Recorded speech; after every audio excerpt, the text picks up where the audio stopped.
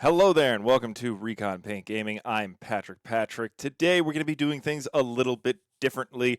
Today we're going to be playing an actual game as well as covering certain rules or other requests that people have had, such as scenario requests on rules and how to set up.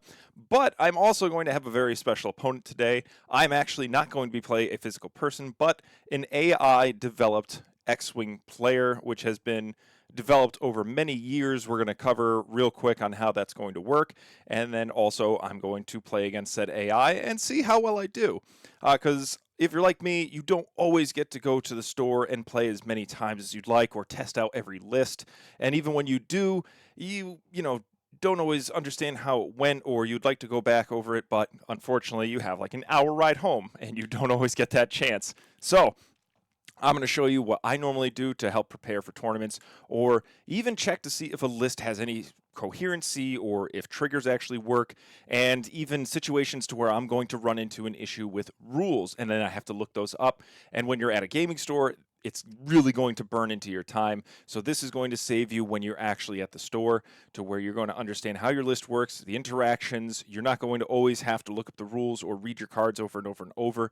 And what I can tell you is the most precious thing is time, especially for those newer players. So without further ado, we're going to get into which list. We're going to show who my opponent is for today, and we're going to go into the game like you've never seen before. All right, for my list, we're going to be playing the Rebels today. My fan favorite, a ship like I never can list build without, is going to be Lando in the Millennium Falcon with Hopeful, Nien Nunb, Ursula Wren, Agile Gunner, False Transponder Codes, Engine Upgrade, and a Millennium Falcon. Because I only had 2 points left, of course, Sabine Wren in the Captured TIE with Clan Training and Precision Ion Engines. Another fan favorite of mine is Nora Wexley with Expert Handling and Enduring. And then finally, excuse me, I have to move this huge ship here, Chopper. And it is going to be in the huge gauntlet. We have Leia Organa, Contraband Cybernetics, Swivel Wing, Swivel Up and Down, and also the Night Brother upgrade. All right, for our opponent today, we're going to be playing Imperials. We're going to have Captain Oicunn with Ruthless, Enduring, Darth Vader, Agile Gunner, and the Dauntless title. We have Nash Windrider with Thread Tracers and then also Sensitive Controls. We're going to have 3 separate Obsidian pilots because I just love me them TIE fighters. And then finally, the Night Beast, because if you're going to pay for a TIE fighter, might as well get one that can maybe get a Focus and Evade. No upgrades on Nightbringer because it doesn't have any available points for it. So this is the actual AI that I'm going to be playing against. You may recognize it. It is from Heroes of the Atori Cluster. There's many versions to this. This is the card version. There are other card versions like it, but this one is mine. And then also you can go to xwingai.com. You can also download the X-Wing AI app, and you can allow yourself to use that because it does come with different features and functions. It lets you know ranges and what maneuvers it can and can't do, and then also which actions it should be taking depending on the situation. For today's scenario, we're going to do Chance Engagement because it is one of the simplest of the scenarios that you can play. Also, I've never really playtested the AI with scenarios. I'm even trying to create my own rules to where it can interact with certain scenarios or tokens or crates, so that way it can make a better choice when playing against me, and then I can anticipate movements and even try to, capture objectives before or after my opponent. Next thing is setup. I'm going to be set up the AI because obviously there's nobody here to do it and there's no chart to determine that. So I'm going to set up the AI as if I was playing, and I'm going to give it the best, or what I would think is the best setup for that list. So for this scenario, Chance Engagement, the only setup that you need to worry about for the objective is one objective in the center of the table. There are really 2 ways that you can get it in the center as best as possible. One way is to grab 2 corners of the mat, fold them together till they line up, and then set the objective token in the center of that. The only issue with that is not all mats are created equal. Some are longer than they are wider, and also some of them, don't equal 36 inches in either way, but that's okay. You can also use the range 3 ruler and also the 1.5 ruler out of your core set, and you can align it that way to where it reaches to the middle of the objective in either way. It is tricky, especially if you only have one of those 1.5 range rulers. You might possibly need two to make it easier, but if you're just playing casually or if you're not too concerned, you literally can just take the two corners, align them in the middle, and then place the objective.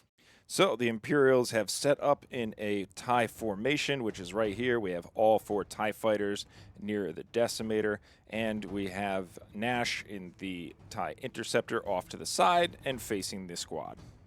We then have Sabine off in the corner here, facing Nash Windrider, and then we have Chopper in the Gauntlet, the Falcon facing forwards and with the arc side to side, and then also we have Nora that is facing off against the Decimator.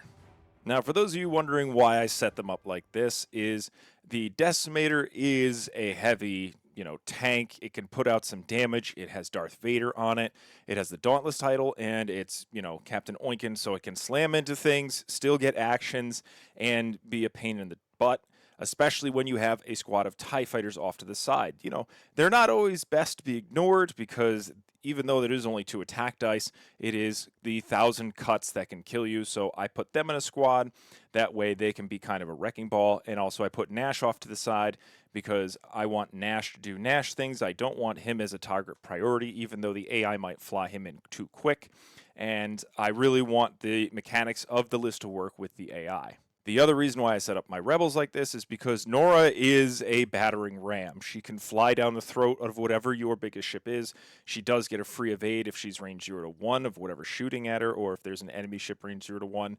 I've got Lando that's going to be passing actions, so I can even pump up Nora even more with more actions to make it to where she can be an offensive beast as well. I've got Chopper that can be jamming things at range 0, so if he flies into the TIE Swarm, he can jam them as well as be able to still perform actions. 0 stop. I've got Leia on it to where then I can flip behind you without suffering the stress. And Sabine is really off to the side because I want her to be able to flank. I don't want her to die, but again, she can still put some damage through or possibly even, cause some bumpage. Now the last thing is I set these up because I'm playing this specific scenario. When you play a different scenario, you might set them up differently. I might have it to where the TIE fighters are in squads of 2, separated to where they can then grab objectives as they fly in. I might have Sabine as trying to get her as a main objective holder because she is a small TIE fighter. She's nimble, she can barrel roll and such. So it really depends on what your list is, but that's the whole point of me doing videos like this with the AI so that I can practice with my list. I can even play a list against mine to see if there's any coherency there as well, because if the AI ends up whipping my butt, either my list that I built was terrible or the list that the AI took was actually really good. Dials are now set. We're on turn 1. We are going to be playing for the hour and 15-minute mark, and I'm going to be keeping score on our scorecard as well. So without further ado, let's get rolling for the AI and see where things end up. All right, so here we go. This is my roll. I rolled a crit for my first player. The AI using the Dark Dirty dice, rolled 2 focus and a crit, so therefore the AI has the first player or player 1. All right, so the mechanics for the AI is really a simple system. You simply roll the d6 and determine where on the chart, since it is going to be at range 3 to 5, it then goes to the outer bubble, to which I rolled a 5, so they're going to be doing 5 straights.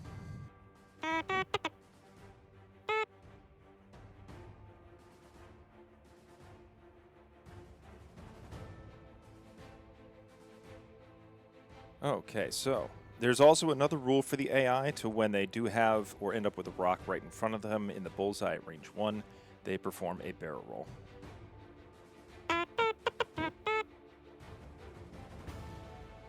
The others, since they don't have a shot or it's outside of range 3, they then take an evade instead.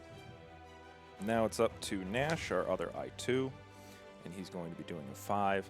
Now the closest target is Sabine all the way on the other end of the table, so then you have to measure from the side arc here, which would be in this side arc, and I rolled another 5. So in that case, it's going to be doing a 1 hard. Now I kind of like this as an idea with the AI because it made it a little bit slower, it's not going to rush in and possibly get killed, because I do need Dash alive so that its ability can trigger here, but I also need him range 1 to 3. So that's something I'm going to need to look at when I do play this list. Okay, and then lastly, it's going to take an evade. Okay, for Chopper's maneuver, we're going to be doing a 3 straight, getting him out in the middle of the field there, because we do have some incoming TIE fighters and we want to be able to put some damage into them, possibly first turn. And for our action, we're going to be taking a focus. Last up, we have Captain Oicunn. There is a ship in its bullseye all the way at range 3, so it's going to be a 1, which is a 3 straight.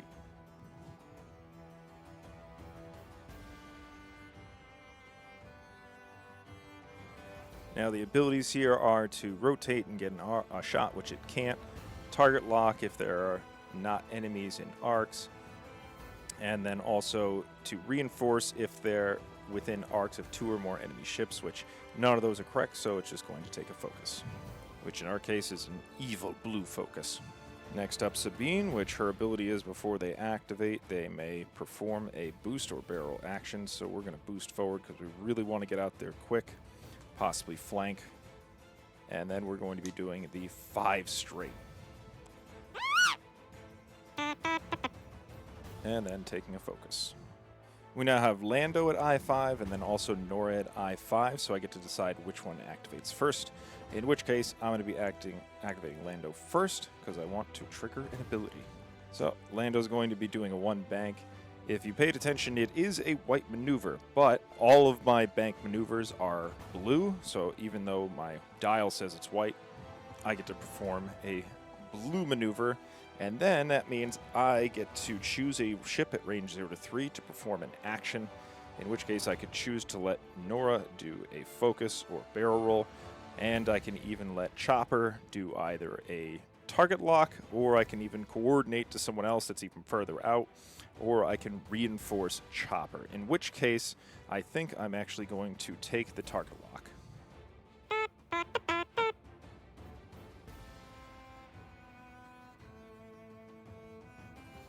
Lastly, we have Nora performing a 2 straight, which, little fun fact, all 2 straights are blue for every single ship in the game. And she also is going to be taking a focus action. So we now head into engagement. The I-5s get the initiative. However, of course, they are nowhere near any of the other ships, so they do not get to shoot this turn. So then we head into the next initiatives, which are the I-3s. Unfortunately, Sabine, again, no shot over there. And we've already measured for Oicunn, and that is also not within range. So, without further ado, the TIE fighters have the advantage. And the first one up over here is going to shoot at Chopper at range 3. Okay, so the first TIE fighter with its evil dice is going to shoot at Chopper. It gets 1 critical and 1 focus. Unfortunately, it doesn't have any. So I get normally 2 defense, but because it's range 3, I get the range bonus. And there you go, natties. It's just easier. Next up is the other TIE fighter, again, rolling primary dice of 2. It does have the focus to spend, but instead, again, natties just rolls the hit and the crit. I still get 3 defense dice. And again, rolled 2 evades. This game is just so easy when you just roll your dice. So, Chopper does have a chance to shoot at one of these TIE fighters out in front. The choice is, do I shoot at one that has an evade, or do I shoot at one with no tokens whatsoever? The obvious answer would be this one, especially since when Oicunn comes in, if it's still range 0 to 1, it can ruthless it. So I want to make that choice a little less easier for Oicunn. So we're going to take our range 3 shot back at the TIE fighter here. So the Gauntlet or Chopper is going to get 3 dice. It's going to spend it and have 2 hits. And I know I even took the target lock over here. I should have target locked here, but again, wasn't paying enough attention. But I can also save it for next turn. The TIE fighter is going to get 4 dice because it is range 3. And again, natties. It's just easier. So that's the end of turn 1. No damage was given out. And another note for this scenario, you do not score any points for the objective in the first turn. So after this turn, we will then measure at the center objective and see if either side scores 1 point or if only one side scores 2. The other thing to mention is you can score points by either halving a ship, by making it to where, let's say, if it's 4 health, you do 2 damage, so therefore it is at half health. You get half points for that ship, rounding down. So if the ship is worth 5 points and you half it, it is then giving you 2 points to your total score. When you are when you destroy that ship, you then get the remaining 5 points, which at that point would be 3. So you have to keep those in mind, even though you can't score the objective in the first turn for chance engagement or any of the actual scenarios, you can still destroy ships, and I have seen it happen. Either a player has flown a ship off the board in error, or, they have jousted, they thought they were safe, they were range 3 through a rock, and they had focus evade, and still their dice didn't hold up. They got too many crits, and their ace was just gone on the first turn. So you can still score points by destroying or halving a ship, but you do not get them for objectives. All right, so that is the Imperial roll, which is 1 crit. I'm going to roll my 3 dice here. Oh, blanks out, of course. It's not too much of a concern because, of course, I have a lot higher initiative ships. There is an overlap with the I-2 Chopper and the I-3 Sabine, but again, I have 2 I-5s over here. Meanwhile, everything over there is a 2 except for Oicunn at a 3. Okay, so we have the TIE Fighters here. They're going to activate first. We still have Nash over here, but we're going to change his target priority.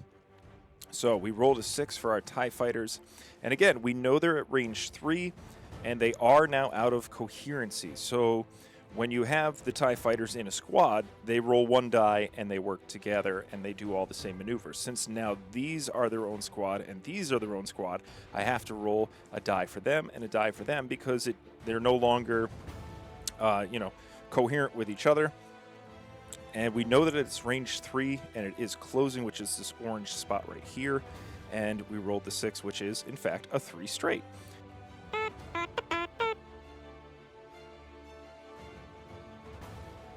We roll again for the other squad, which is a 4. These ones are going to be doing a 3 bank towards the chopper.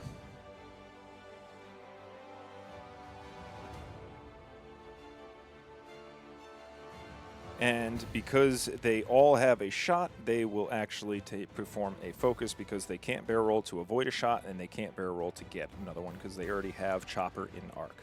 Next up is Nash. Now, we do have a thing called sensitive controls on Nash Windrider, which allows them to perform a booster barrel roll before they attack. And you can even check down here, it will booster barrel roll in order to get a shot, which it might actually be able to do on Sabine, but you really have to decide for the AI. Does it want to go after Sabine as a target, or does it want to get within range and stay in coherency? That's something you're going to have to make for the AI. You don't always have to, but in this case, we're just going to stick with whatever maneuver it chooses, and we're going to choose the actual chopper or even the TIE Fighters as its target for this turn. Okay, so we rolled a 1, which is a 3 bank, which this is actually even better because this actually might put us on the rock. Now, the great thing about the AI is there's another rule that comes into play. If it were to overlap a rock, it will do everything it can to avoid that rock by either reducing the maneuver by 1, in which case even the 2 bank goes over the rock, or it'll actually turn it into a turn maneuver instead. So if it can't reduce it, it will instead activate a 3 hard turn instead. Because it's not fair to the AI, it doesn't know the rock is there. I may even come up with something better to where if I know that maneuver ends up on a rock, it can't roll that result. But here we go, we have the Interceptor now avoiding a rock. It doesn't have a shot, it can't boost to get one, and it can't barrel roll to get a shot or evade one, so we're just going to take a evade there.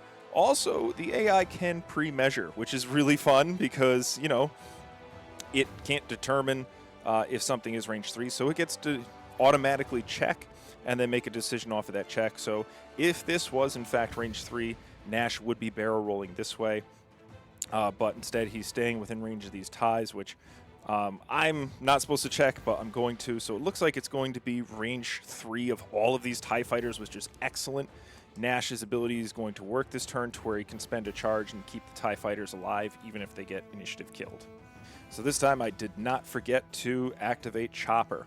So I did something nifty, which is a 1 bank. I didn't really want to joust all of these TIE fighters, so I opted to do the 1 bank to possibly arc dodge some of them.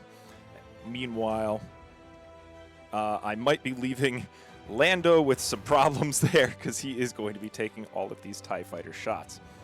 And right now I'm deciding whether or not I want to take a action to coordinate Lando or possibly take a focus, because now I've made it to where I don't have any shots on these TIE fighters. I could possibly end up shooting Oicunn.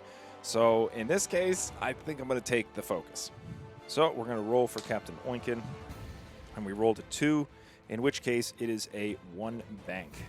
So Oicunn is going to come straight forward into jousting range for Chopper. So the actions for the Decimator are interesting. It rotates its arc to get a shot, which it doesn't need to, and then it performs a target lock. If not in the enemy's arc, it is, so then it goes directly to a target lock. It then does the reinforce action if the target lock is not an option or if it already has something locked, and then last is a focus. So in this case, it's going to take a target lock and try to create more crits. All right, so it is Sabine's turn. This is why I love Sabine. I have done a 2 bank to the right because I wasn't sure what Nash was going to do. So I was deciding to barrel roll this way. That way I could come in slowly and, kind of distance myself. But I know now Nash is not facing that way. I can be a little bit more aggressive. So I'm going to opt to perform a boost to start. And then I'm going to execute my 2 bank to the right and opt for a focus. My chances of damaging Nash are very low, but, every shot helps. Every chance helps. So we're going to focus up, and then I can even try to determine what to do with her next, which would be to possibly barrel roll this way and come in on these TIE fighters, or if I possibly put damage through on Nash, I could keep going after him, or even come around the rocks and go after Oicunn itself, because Oicunn doesn't have any defense dice, so it's a lot easier for the TIE to damage the Oicunn.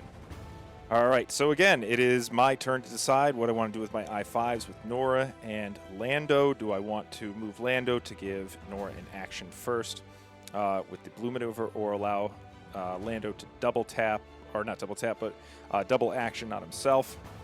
So in this case, we're going to execute Lando first, see where he ends up. We're doing a 1 straight. And in this case, I think I'm going to try and beef up his attack and take a focus, but also I'm going to think a little bit more defensively and take my evade action.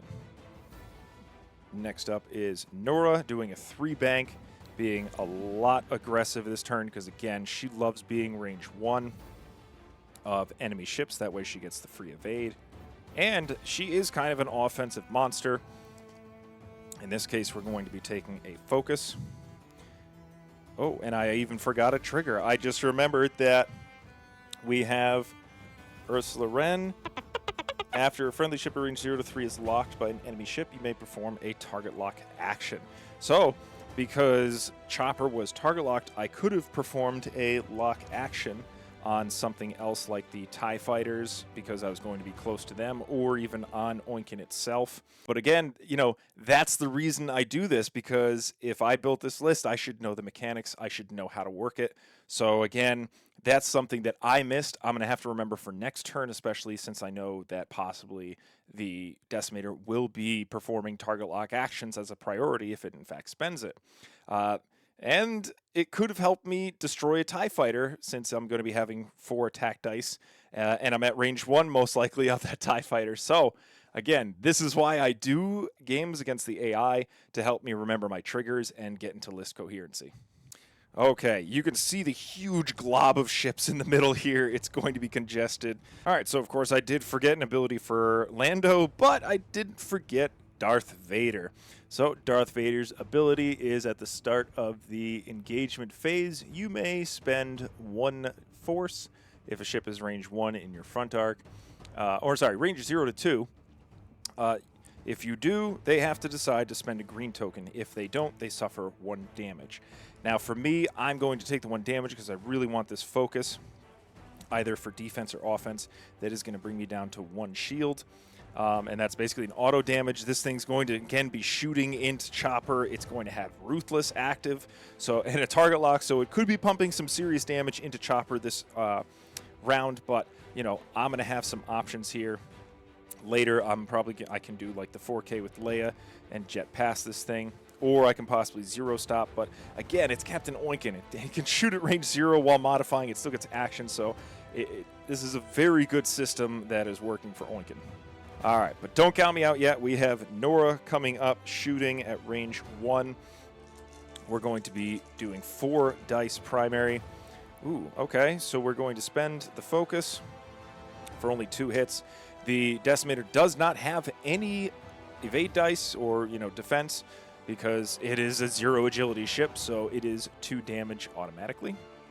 And next up, so it is range 1 into this TIE Fighter. Let's hope I don't need that target lock. We're going to roll 4 dice because it is range 1. We will spend the focus to try and possibly put out a TIE Fighter on the first joust here, or opening. And not really. So the other thing about AI is it will definitely spend the focus every time to avoid damage. So that spends that, and the TIE Fighter only suffers 1 damage. All right, so Initiative 3, the Imperials do have Player 1, so they get to shoot their I3s first. They're going to go right, because it does have Chopper target lock. That's who it shoots at. It rolls 4 dice. Absolute bupkis, but that's why it has a target lock. And re-roll. See, there you go. There's 3 hits, and you bet your bupkis that it's going to Ruthless and change another hit or another die to a hit, and it will choose this back number 2 TIE Fighter and make it suffer a damage. Okay, but I get my 2 dice. Hopefully my focus helps me. Oh, and it does. See? That's why I'm glad. Spends 2, suffers 2. I am into the hull at this point, so it is a little bit dangerous. I do have 9 health, but again, I don't want Chopper to eat it on the first volley. All right, we have Sabine through the rock at range 2 into Nash Windrider. Only 2 attack dice, but that's okay. All right, 1 hit if I'm lucky.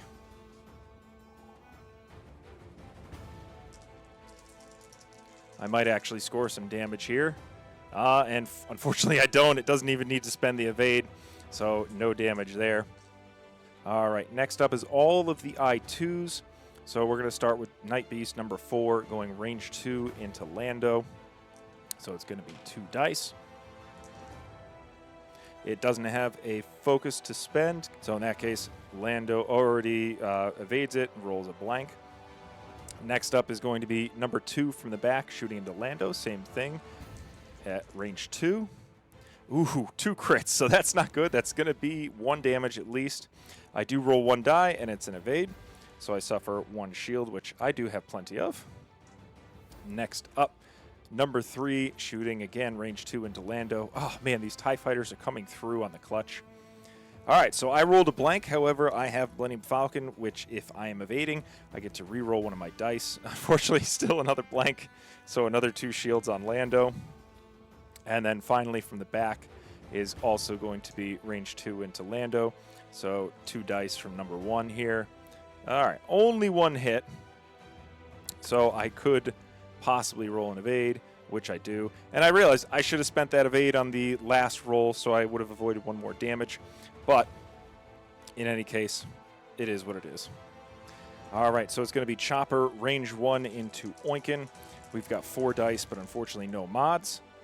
Oh, okay, so above statistical, we get 3 hits. So that's going to be 2 shields and then 1 damage card on Captain Oicunn. We are at the end of turn 2, so now we're actually going to go into scoring, which is really simple for chance engagement because it is kind of the basic scenario for the game. So I'm going to point you at the table, show you how to measure and score, and then we're going to go to the scorecard. So this is the chance engagement objective token that I put at the beginning of the game. You'll see it's at the center of the table. So the rules reads as when a ship is at least, or if a player has at least one ship at range 0 to 2 of the center objective, which we can measure here. Clearly the TIE fighters are there. Even possibly Nash is at range 2 here. They score 1 point.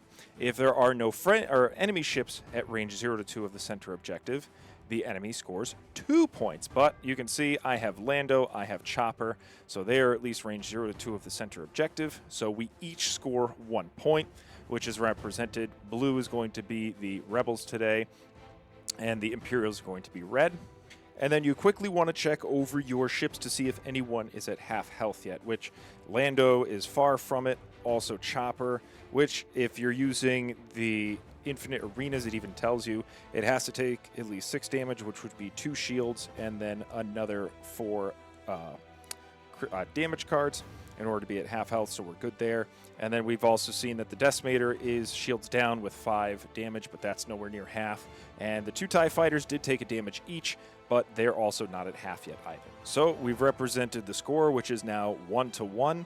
We then move this over to turn 3 and head into turn 3. Okay, so this is also a great example of why you should really play your list a lot, like I am. I thought that the Gauntlet had a 4K, which it clearly does not. You might have even left some angry comments below informing me of, but I have not cheated in any way yet. So I have selected a different maneuver for Chopper. And again, I now understand that I have congested my list really hard. I shouldn't have made it to where, I won the joust against these Imperials. Lando's going to have to do something else other than stay in the scrum because, again, I didn't expect him to be the target in these onslaught of TIE fighters, and now they're going to be chasing the Falcon rather than the Chopper, which is what I wanted. But let's start turn 3, see how it goes. All right, so here is my player roll. We have 2 focus and a hit if at any point the AI rolls a crit, which it doesn't. So I am actually going to be player 1, which I'm representing with that dial right there. I don't know how much player 1 is going to help me this turn, but at least I'm going to get to move Chopper. Okay, so for Chopper, did the 1 bank, bumped into Oicunn, and is opting to take the focus and stress. I know that I could have done possibly a 0 stop and rotated, but my arc is already facing out the back. I have a target lock on that back tie. Oicunn is probably going to be coming at me, so it really wouldn't be great for me to turn just yet. I can then next turn possibly fly past him and then turn around, or even do the 0 stop and then rotate next turn. Okay, time for those pesky TIE fighters. It is a 6. Now we know that they are 2 different units, so this one can roll first or this one. That's entirely up to you. You can optimize it to where you think the AI is going to make a better decision if you move one over the other, or make it to where they won't bump into each other. So in this case, they all had a target at range 1, which was Lando. They're all going to be targeting him this turn. So a 6 for them is a 2 bank this way, and also a 6 for them is a 2 bank this way. We're going to opt for them to do the 2 bank. That way they're going to be facing Lando, but they won't bump into each other and won't collide, and we'll re-roll for these guys right here.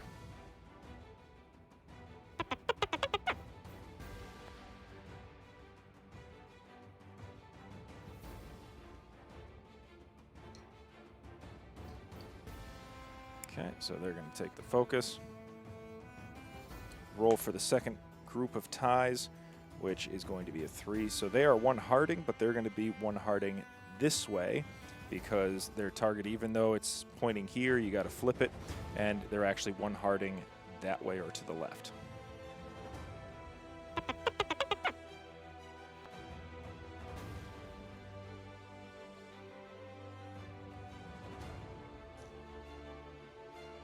So as you can see, some nice piling by the ties.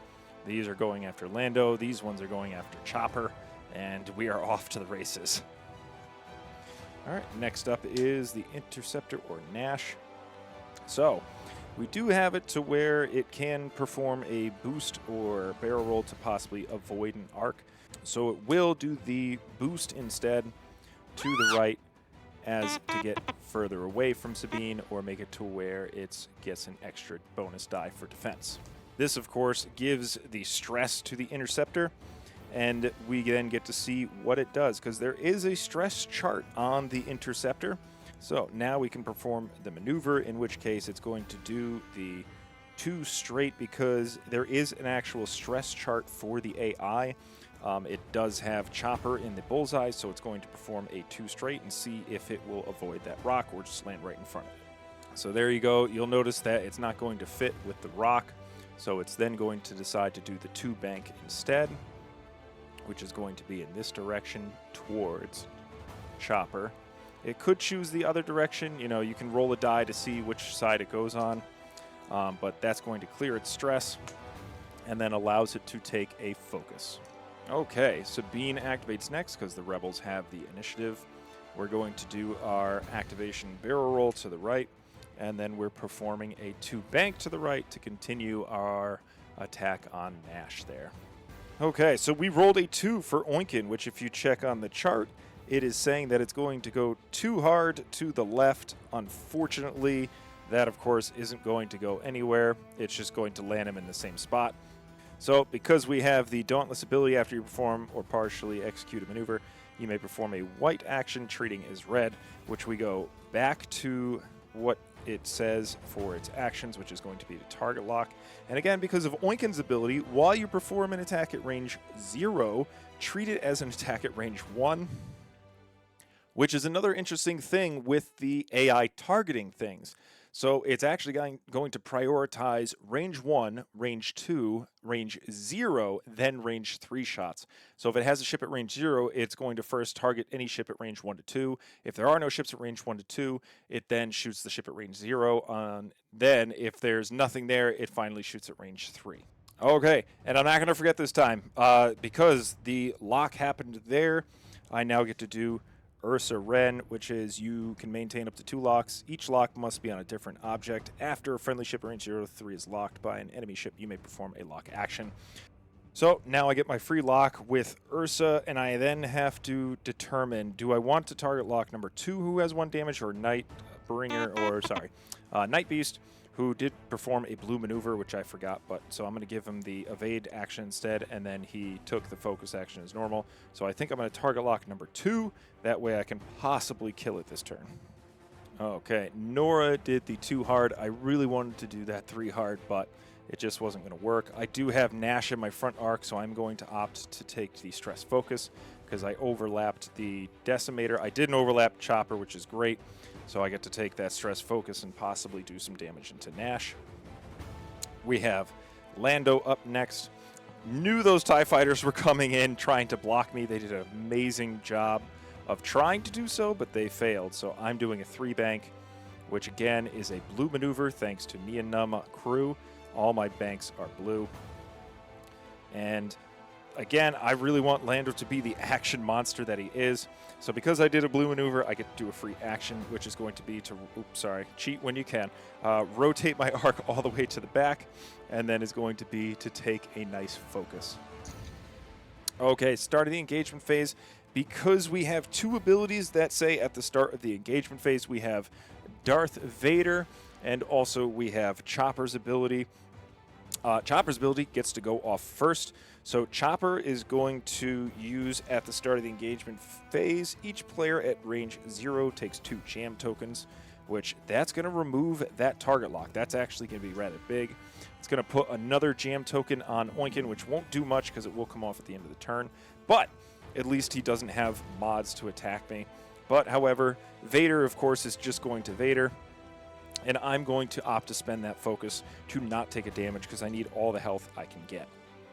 We are at the start of combat. Lando's going to start us off shooting at range 1 here, fully modded. We've got 4 dice. And, not the greatest rolls, but that's why we took the target lock. So we're going to spend also that focus and give us 3 hits. TIE Fighter is going to have to evade hit, crit, which is going to be difficult. It's going to spend the focus and then suffer 1 crit. That crit is going to be Fuel Leak, the best kind of leak, which really doesn't do much because it's already down to 1 health. So if it does, matter of fact, suffer 1 more crit, it's just going to be another dead TIE Fighter anyways. Next up, we've got Nora shooting at Nash at range 2. I do have some mods to work with. Ooh, okay, so I'm glad I took that stress focus. We're going to spend the focus for 3. Unfortunately, I don't have, I think it's Tactical Scrambler that gives me an extra. Oh, but it doesn't matter. Easy, 3 evades. Nash just doesn't even care. Apparently, the Decimator was just too much in the way. All right, I didn't even get Nash to spend the focus, so Sabine's going to try 2 dice attack. Only 1 hit. Maybe we can get him to spend the focus on this. Oh, and that's where I needed it. He blanks out, suffers 1 damage. So that is at least, see, that's why I like Sabine. It may not, be devastating, but 1 damage at a time.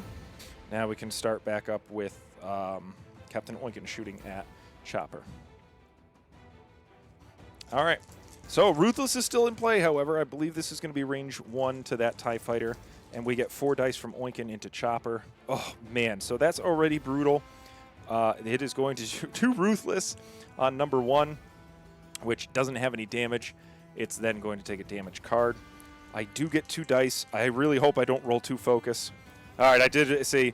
It balances out anyways, so I take another damage. And then also a crit, which is going to be Fuel Leak. That's actually not good with 2 TIE Fighters, range 1 of me. They could roll a crit, which could then trigger more damage. That's going to hurt. But let's now see if we can head into the 2s, which Chopper does get a shot first. We can shoot out the back. We can shoot at Night Beast, which we have a lock on. And also number 2 has 1 damage remaining, which is possibly range 1. Yes, that's range 1. But number 2 isn't shooting at anything, so I could opt for number 3, which does not have a damage, or I don't have number 1 in the range there. So, man, do I go for points, or do I go for possibly getting rid of this guy?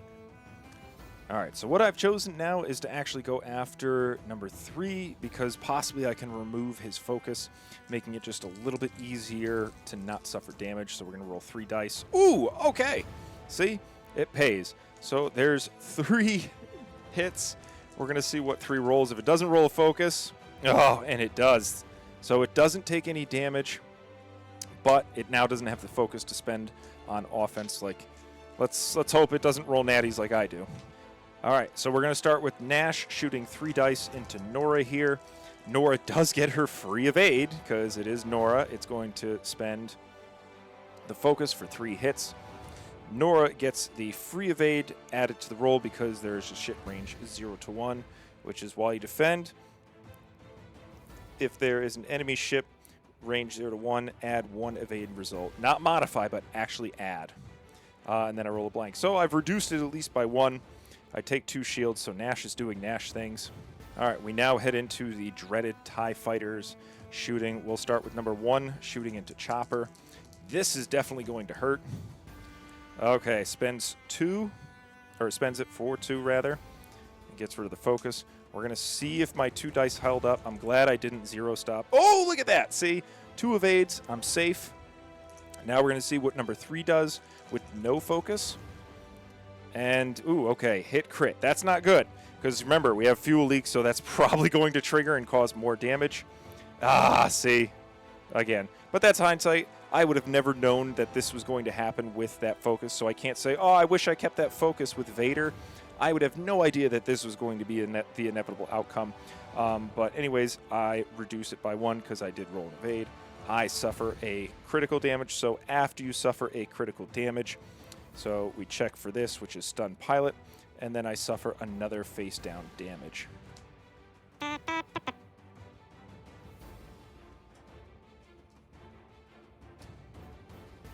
Okay, so we have no shots from these TIE Fighters here, and that's going to end turn 3. All right, so now we go to points. We halved a TIE Fighter, so we get 1 point because they are a total of 2. And then we are at least one ship at range 0 to 2 of the middle, so we score another. So the Rebels have 3. However, I just took more damage on Chopper. That's half on Chopper. He has a total of 6 points. So the Imperials are going to score 3 for just Chopper alone. Plus, they get another point for also having ships at range 0 to 2 of the middle. So the Imperials are leading 3 to 5 heading into turn 4. Okay, we see who gets player 1, which the Rebels rolled a hit and a focus. We've got the Imperials rolling a crit, focus. Jeez. All right, so they are going to be first player for this turn, which actually may interfere with these TIE fighters and also with Chopper. So we're going to see. This is going to be interesting. We'll see. Obviously, these are going to bump. Are they going to run into Captain Oicunn? Chopper is going to move before Oicunn. And we'll see if we can clear up some of this mess. This might be a really good turn for the Rebels. All right, so we're going to move these TIE fighters first. Their only target, or closest target, is going to be Lando. So that's what we're going to base it off of. The target is in this side. So then they're doing a 2 hard, which is actually a pretty solid maneuver. Oh, Night Beast doing a 2 hard. Unfortunately, not a blue maneuver. So it's just going to opt for the focus, and then also the back TIE fighter is going to opt for flipping their fuel leak down, because they will prioritize fixing criticals before taking a normal action. And I know I misplayed Nash's ability last turn with the sensitive controls because it happens during the systems phase.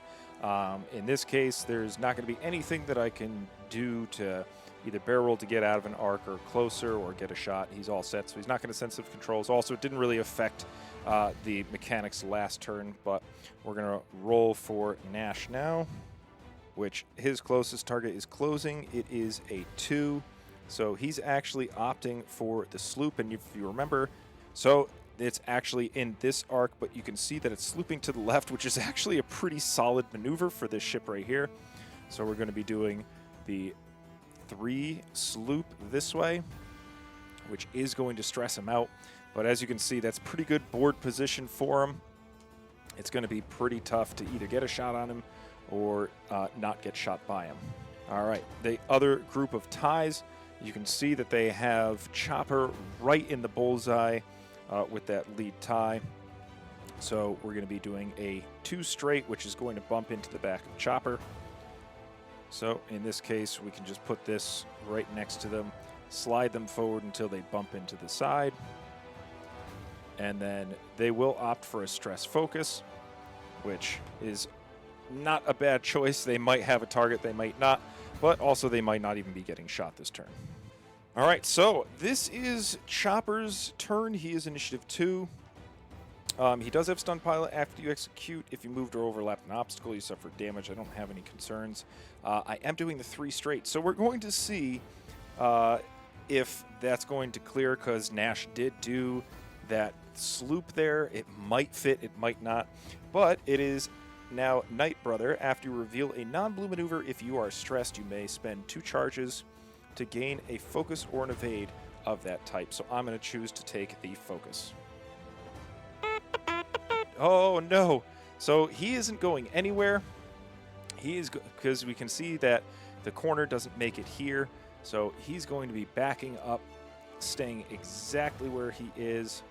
I really did not want, because that most likely is going to be a dead Chopper. That was a white maneuver, so I do also keep my stress. And now I'm going to be taking a lot of shots. There's probably going to be a chance to jam all these guys, which is absolutely great, but still not fun for Chopper.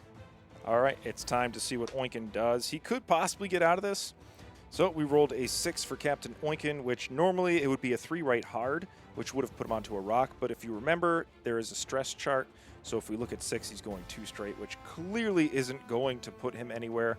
However, there is the rule that if he executes a maneuver, if he's overlapping a friendly and a non-friendly ship, he doesn't get to perform his normal actions. With Dauntless, after you execute a maneuver, you may perform 1 white, treating the action as red. So actually, you still get your action even with Dauntless, but I do have to roll to see if I suffer damage, which I do not. which we're going to then, of course, target lock Chopper. And as we all know, that's not going to do anything because everything's going to be jammed, so it's going to come off anyways. But we still had that option, and we really need to remember our triggers. So up next is Miss Sabine. Okay, before Miss Sabine activates, she's going to barrel roll to the left here as forward as possible. And then she's going to reveal her 3-bank to the right. Because we really didn't know what Nash was going to do. We tried to make a wide sweep, or at least give us options to where we could turn in. But at least we now have the Decimator in our sights, because we can easily push through some damage, which I did mention before. So hopefully we can get some hits. All right, so as you can see, these 2 rocks are here in front of Lando. This made whatever maneuver I was going to choose difficult. I could have done the 4K, but I mean, I don't know if that would have been the optimal choice, so I decided to do the 3-bank to the left instead. So we did the 3-bank to avoid the rock. I'm just going to take a focus, and with my ability, because I did do a blue maneuver, and then we're going to target lock the TIE Fighter with the least amount of health, which is number 2. All right, last but certainly not least, Nora. So I thought that I was going to fit, because I thought that Chopper would make it here, but Nash blocked us, and unfortunately I thought then Oicunn would move, and now we've got Nora there. Nora is doing a 2-hard, which is going to keep her right there. I just need to make sure that it doesn't overlap Chopper, which, yeah, I have plenty of room. It's not going to overlap Chopper, so I just stay there. I don't get an action, unfortunately, but at least I can try to attack Nash, who also doesn't have a focus. This is what I was referring to, start of the engagement. We have created the traffic jam that we got but we didn't want. We're going to then jam everybody. I can put 2 jam tokens out on everything. It's not really necessary unless you have something that makes them keep jam tokens, or if there's something else that might trigger later, but there's nothing that's going to give them another action this turn, as well as the Dauntless. But for your own sanity, make sure you put 2 jam tokens out, or at least 1. But in this case, I'm not going to put them on the TIE Fighters because I don't really need to. I don't need the reminder. All right, we're going to start with Nora shooting into the TIE Interceptor or Nash. Only 1 hit because, again, I didn't have a modifier. But I might get lucky. No, of course not. 3 evades again.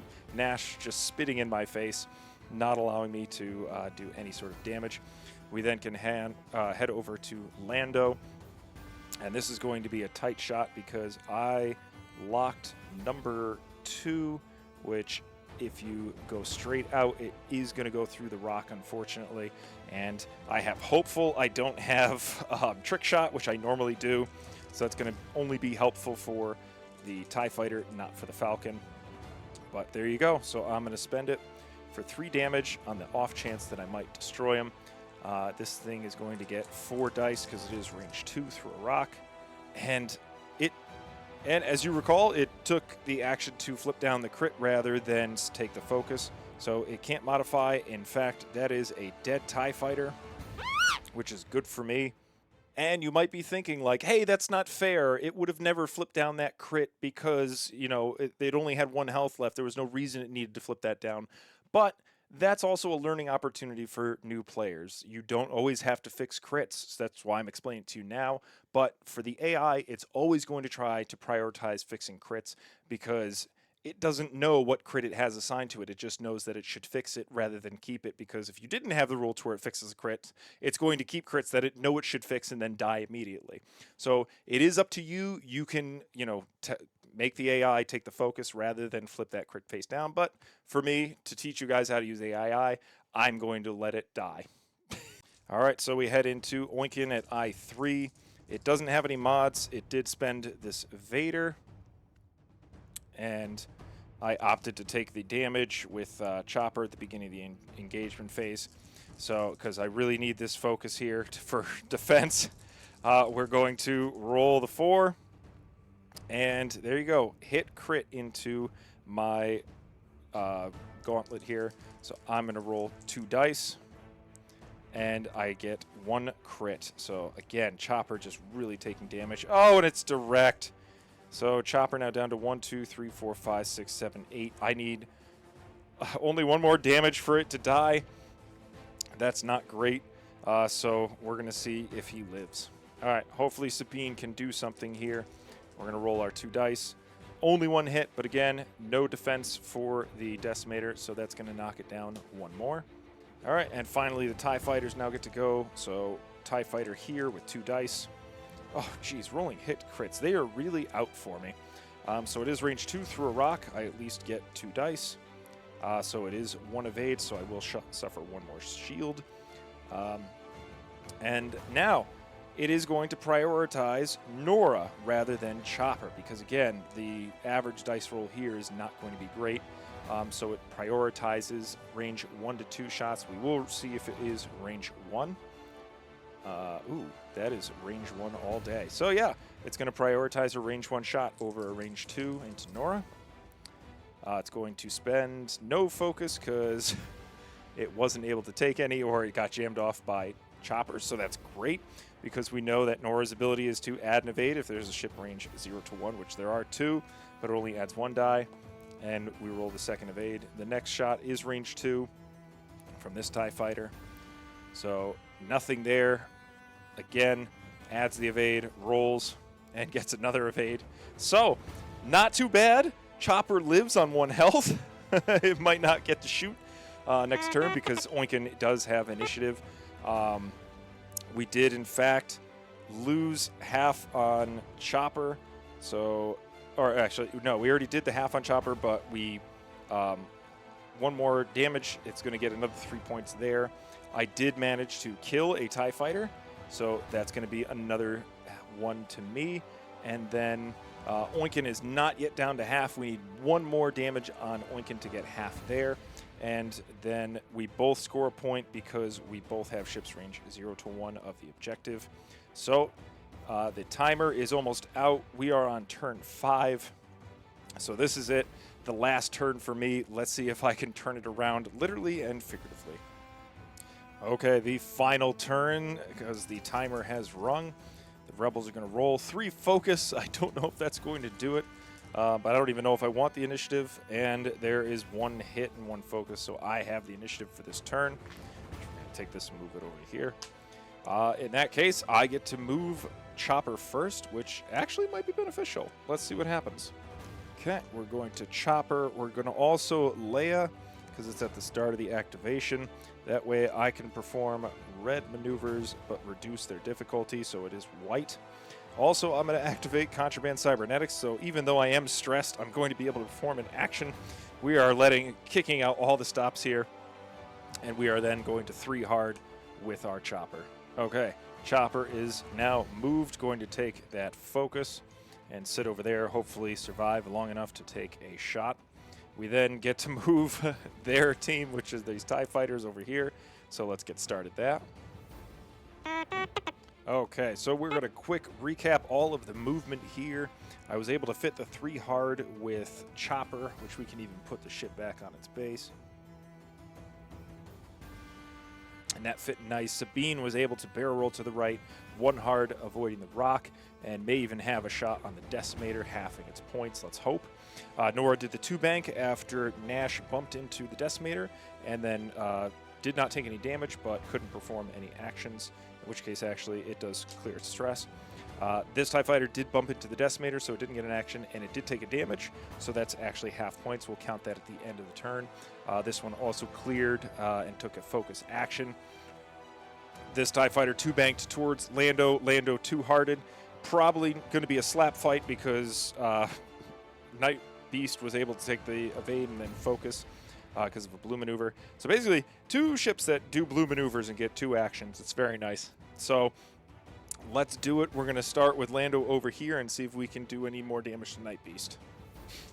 All right, so a fight for the ages. We've got a focus, 4 dice. Let's see if we can get any. Oh, and that's it. That's the roll. We've got 4 damage.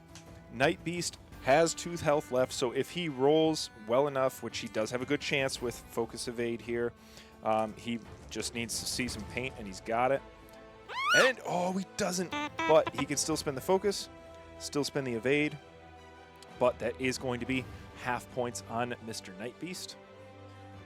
And then we're going to head over into Nora over here. Now, we have a choice, and this is important. We have Nash, who has 1 damage on him.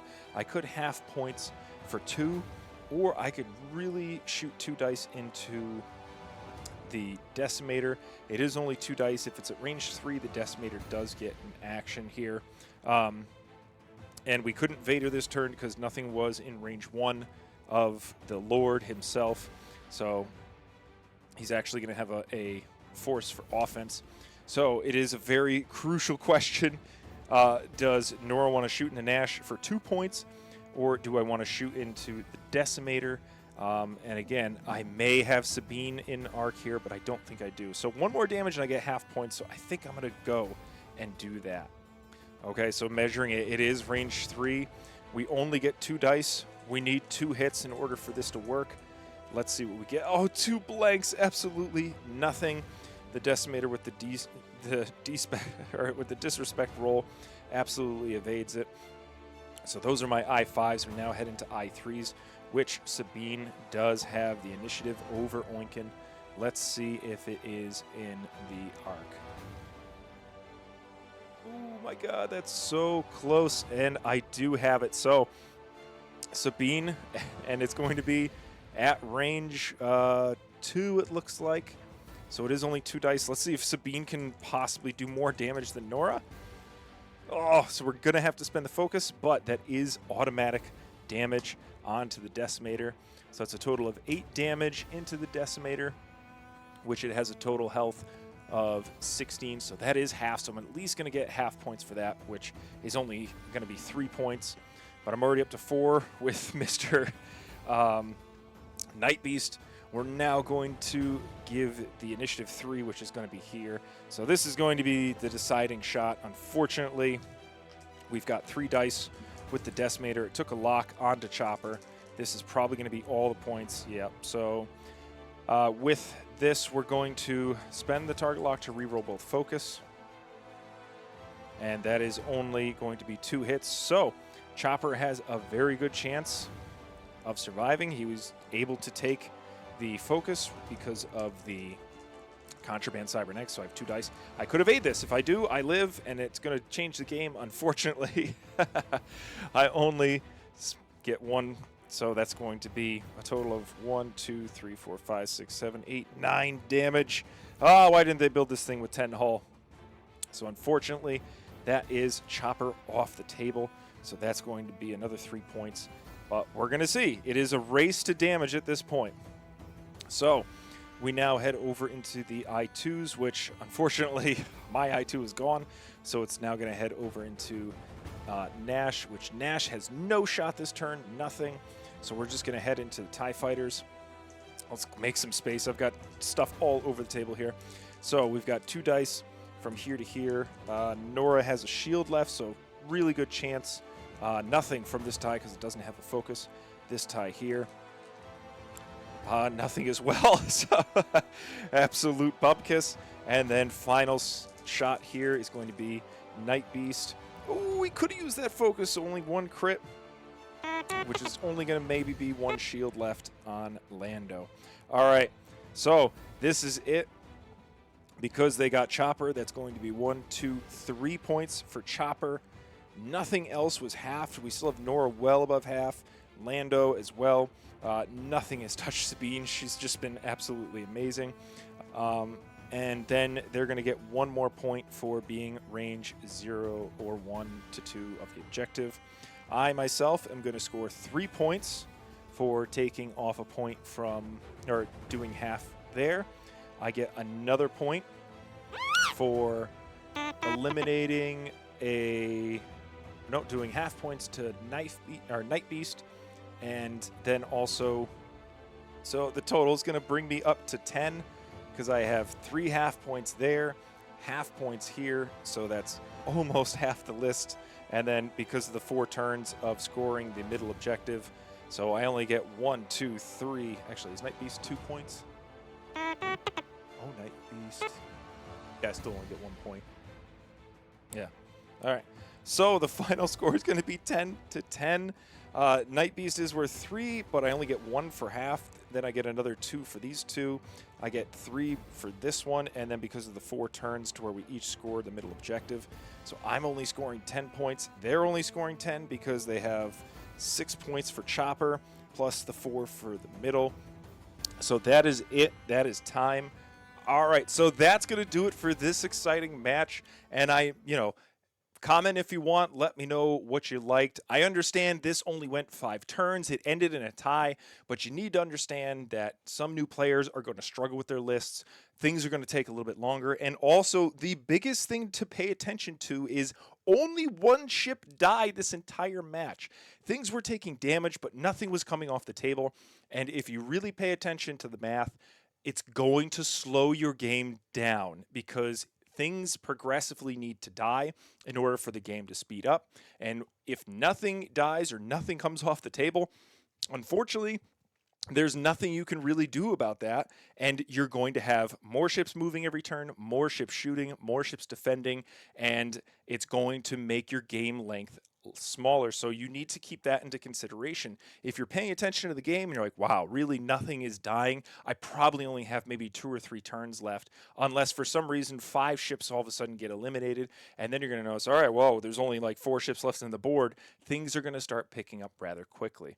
And also, we did a lot of half points to things, but because of odd numbers when ships are scoring, like I could have gotten technically 4 with the decimator, but it's 7 points.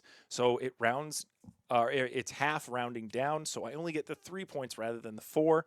And you can say, like, this battle was awesome. You had things going everywhere. I learned a lot about my list. I missed some triggers. I remembered some triggers. And I did a lot of things that I didn't really like with my list. Like with Lando. Lando kind of just went off into nowhere. He could have done different things rather than that 3 bank.